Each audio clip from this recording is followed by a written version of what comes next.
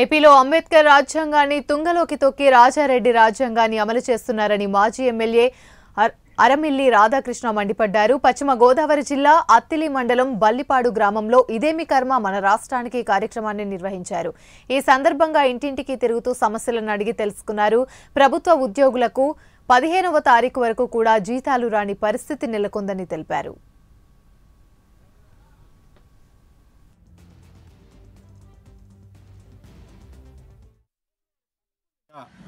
ప్రభుత్వ ఉద్యోగులు ఎవరికి కూడా సకాలంలో ఈరోజు జీతాలు రానటువంటి పరిస్థితి.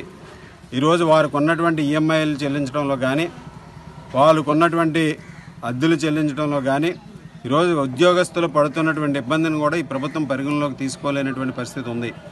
ఈ విధంగా ఉద్యోగస్తులందరూ కూడా చాలా ఇబ్బందులు పడుతున్నటువంటి పరిస్థితి. అన్నీ కూడా తొలగించి ఈరోజు అన్నీ కూడా జీతాలు సకాలం లేకుండా, పెన్షన్లు సకాలం లేకుండా ఈ ప్రభుత్వం కేవలం అప్పుల మీదే రాష్ట్రాన్ని నెట్టుకొస్తున్నటువంటి పరిస్థితి ఉంది. ప్రతి నెల కూడా వేల కోట్లలో అప్పులు చేసుకోవటం, ఏదో ఇస్తున్నామని చెప్పి ఈరోజు 10వ తారీఖు వచ్చినా 15వ తారీఖు వచ్చినా ప్రభుత్వ ఉద్యోగులకి జీతాలు రానటువంటి పరిస్థితి ఉంది. ఈరోజు ప్రశ్నిస్తున్న వారిని అక్రమ కేసులు బనాయించి అరెస్టులు చేస్తున్నటువంటి పరిస్థితి ఈరోజు రాష్ట్రంలో చూస్తున్నాం. ఈరోజు మన అందరం కూడా చూసాం.